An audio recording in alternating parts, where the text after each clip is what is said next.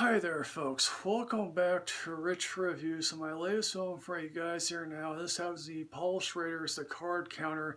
Now Paul Schrader has written such films as Taxi Driver and Raging Bull. He's directed such films as American Gigolo, Autofocus, and First Reform starring Ethan Hawke. He's back here now, and Martin Scorsese has executive produced this thing, which basically could mean anything these days.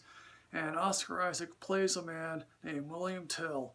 Now, before I get to Oscar Isaac's William Tell, one high-profile actor once said of him that he was the world's greatest screenwriter, but not a particularly very good director. I think that's a little bit harsh to say, because who doesn't love American Gigolo? I happen to like Autofocus, although I'm not the biggest particular fan of First Reformed. I think there's a very fascinating film buried inside a very largely forgettable film. But as I said in the beginning, William Tell, he spent several years in prison, a military prison to be precise, because he was involved in Abu Ghraib. And Oscar Isaac, in the beginning, also does a whole bit of narrating, just to know that this is actually going to be fascinating, in that, oh yeah, he is a card counter where he likes to play blackjack, maybe on occasion he'll play poker tournaments, but as he said, oh yeah, I try to win small, and the casinos, for their part, don't mind card counters unless those card counters happen to win big.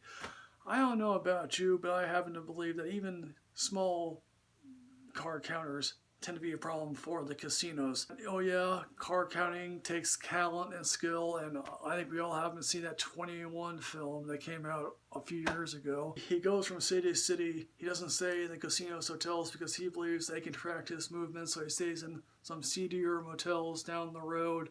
What Paul Schrader has been trying to do for the majority of his career has been trying to deconstruct the archetype of the anti-hero in search of redemption, because sometimes the anti-hero may not necessarily be able to get redemption at all, because let's face it, he is the anti-hero.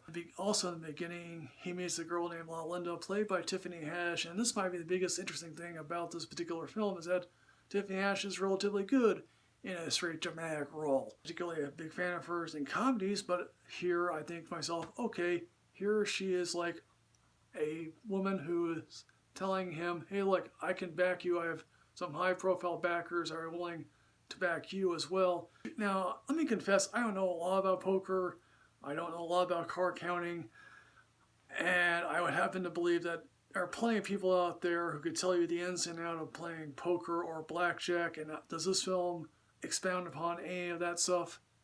No, not really. And so, one day he also happens to meet Cirque, played by Ty Sheridan. He's an aimless kid. William and Ty Sheridan's father in this film were at Abu Ghraib together, and they got the short end of the stick because their higher up officer, played by a sleazy Willem Dafoe, got out of Dodge as quickly as he could when those photos got released. He has made a living now, after all these years, selling security systems, and also we see in one particular, say, hotel conference thing, that he is now doing facial recognition technology, which, hey look, that's a way for the future, because China is doing that, and maybe the United States will as well. I think this is a very fascinating mood piece. As a character study, I think it mostly works. Ty Sheridan and Oscar Isaac are at a table together, and at least at one point he tells Ty Sheridan, asks the Oscar Isaac character, what is the most famous poker play that you've seen? Now, granted, that probably would be a very fascinating thing to see, to get out of. Now that scene goes relatively dark quickly, in which Oscar Isaac sort of explains to Ty Sheridan, okay, this is what Abu Ghraib was like. And trust me, I would assume that probably what it was like in real life as well. Two scenes in this film, one that appears on camera, the other appears off camera, that strains relative credibility, although at least the one scene on camera, at least there's a modicum of an idea there. Granted, I think Oscar Isaac is excellently cast in this, but again, I'm just sort of left thinking, well, this is a relatively strange film. So in the end, folks, what I'm going to say about The Card Counter, amazingly enough, even though I do have some significant issues with the way this film goes about its resolution, amazingly enough, I'm going to give this a matinee rating, because I think, hey look, if you're looking for something to do and watch, please go see The Card Counter, because let's face it, these films are going to be on VOD very soon, because theaters are going to be more hard-pressed to do the huge blockbuster films. So folks, the card counter, have you seen this? What did you think? Please put everything in the comment box below here, folks. As always, folks, like, comment, subscribe, enrich yourself with knowledge. I'm at Michael Rich, Rich2 on Twitter. I'll see you next time, folks. Yes, hooray.